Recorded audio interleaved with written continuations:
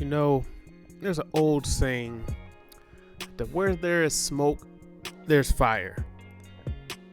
And right now, I have to say, I think that there might be a fire burning inside of Margot Robbie to join the X-Men and Marvel Studios. Let me explain. So I did a little digging on this. There was an article, I heard a mention, I think it was on Lords of the Long Box. Mikey Sutton was saying that he had heard that Margot Robbie wanted to join the X-Men in Marvel Studios. So I did a little bit of digging on it, and it turns out the story actually comes from Giant Freaking Robot was the first ones to report this. I'm not sure how credible they are. I haven't heard of them prior to, but they have an exclusive from one of their insiders. It says Margot Robbie wants to join the X-Men. All right, now I'm going to read through this article here, and I'm going to put together a couple dots, and you let me know if I'm on point. All right, Margot Robbie is already one of the stars of DC's extended universe movies, having completely owned the Harley Quinn character over 3 movies so far. She's the one that starts. She's one of the stars of that franchise, taking a fan favorite but less widely known character and bringing her manic craziness fully into the limelight. But Margot Robbie doesn't appear to want to stop there. And the Giant Freaking Robot exclusive, one of our trusted and proven sources, has it that Robbie wants to join another iconic superhero team. Apparently, she is a big fan of the X-Men and wants to play the role of one of them in the Marvel Cinematic Universe. Details beyond the desire for a role are thin right now, but it's easy to see Margot Robbie fitting right in as part of the X-Men, with a treasure trove of new characters coming to the Marvel Cinematic Universe over the next couple of years, presumably. There are all kinds of options. While we might have pictures in our head about how the X-Men will play out on the big and small screen, based some on previous movie versions and iterations, Marvel hasn't had an issue reimagining or even rendering characters in their universe. There are many ways this could go if both sides decide to make it happen. When picturing the manic energy Margot Robbie brings to the role of Harley Quinn, one might think that the X-Men character would have to be the same style. That needs to be the case, obviously. Or that doesn't need to be the case. That needn't be the case, not a word. That doesn't need to be the case, obviously. It might be tough picturing her as a stoic Jean Grey type, but it wouldn't preclude her from taking something like that, a massive character shift. There are plenty of other characters out there, though, like Jubilee, Rogue, Prestige, and even Mystique. The latter would be a bit darker role for Robbie, but one that could really line up. Is this all putting the comic book cart before the movie horse? Sure. But when a talent like Margot Robbie says she wants to join your franchise, that is something enough to get the ball rolling. And there have been rumblings of late that Robbie may want to take a mini break from playing Harley Quinn, having said the character does take a lot out of her. It's easy to see why. She had a heavy lift in the summer The Suicide Squad, once again acting every bit the scene stealer throughout. Robbie was full embodied of the character's frenetic, though aloof, form of crazy. It's been a masterstroke of acting. There's still very little in the way of the news about the X-Men will join the Marvel Cinematic Universe in any formal sense. Rumors have abundant, of course, with word that all kinds of folks could be rejoining the franchise in various roles. Again, the group is so massive, having taken tons of members over the years, that there are infinite ways this could play out. Margot Robbie joining the ranks would fit right into the mold. If and when Margot Robbie was to join the X-Men remains to be seen. In the short term, she has plenty of other roles in the works. She's part of the upcoming David O. Russell movie, a star-studded ensemble cast, and that's the same for Damien Chazelle's Babylon, which is currently filming. That flick will include Brad Pitt, Tobey Maguire, and Olivia Wilde, among others. She also slated to star in the upcoming Wes Anderson movie as well. Robbie is one of the most sought-after stars in Hollywood these days. If she says she wants to be part of the X-Men, how could they say no? And that's the article that came out a couple days ago on Giant Freaking Robot. Now, did a little bit of digging. A couple of days before that article was written, there was talks of Margot Robbie joining an upcoming Marvel movie. Now, it seemingly may be unrelated, but you have to remember, Margot Robbie just shot The Suicide Squad with James Gunn. And apparently James Gunn is trying to get DC and Marvel to do some sort of crossover. And I believe if that ever were to happen, he would be the leader in making that happen because he's working with both sides now. So, now in this article, what they're writing is that, you know, James Gunn just shot the movie The Suicide Squad and he worked with Margot Robbie. Okay. Now he's back at Marvel working on Guardians of the Galaxy 3. Throughout his career, he's been known to bring back actors he's particularly enjoyed working with in many of his projects. For example, Nathan Fillion was TDK in the opening of The Suicide Squad, a monstrous inmate in Guardians of the Galaxy, and he had a deleted role in the sequel. Now, he's been asked if there are any actors from the Suicide Squad that will be appearing in Guardians of the Galaxy 3. The question about Margot Robbie or other Suicide cast members appearing in future projects came up on Twitter, and you can see his response below. I don't have that. It did not post, so I was not able to get a screenshot of that. But it says here, we know that James Gunn already has a completed script for Guardians of the Galaxy 3, and that he's hard at work on storyboards for the project. This means he has already had characters written on the page, and he did before he started even working on the DC projects and with Margot Robbie. So it is possible he has a role for the actress. Previously, he's expressed a lot of interest in doing another project with her character, Harley Quinn. He also has said that Robbie is a gifted athlete, and he wrote through one action sequence in the Suicide Squad specifically to take advantage of what she can do. That sounds like an actress he would enjoy working with again.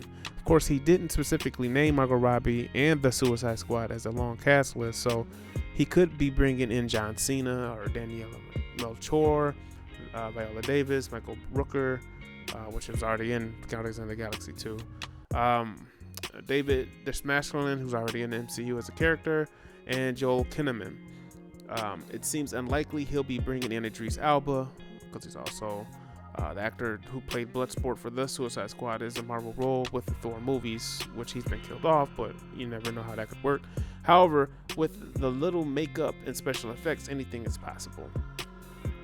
Margot Robbie's first appearance will certainly be something audience would want to see, though. Guardians of the Galaxy 3 will likely be an action-heavy movie. It would be fun to see Margot Robbie take up a whole new role in the superhero genre film. The Guardians films often have a lot of alien characters and heavy makeup and prosthetics. This would mean it's possible for her to have a role in the movie and still appear in the future Marvel roles as a whole other character if she so chooses. And then it just goes on to say how busy she is since working on Wolf of Wall Street and I, Tonya. She's been an in-demand actress. Guardians of the Galaxy 3 will be released on May 5th, 2023.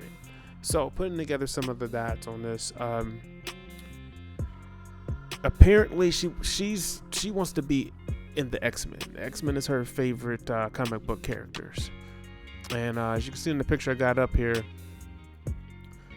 there's only so many roles you could see her fitting in. One of those being mentioned above, Emma Frost.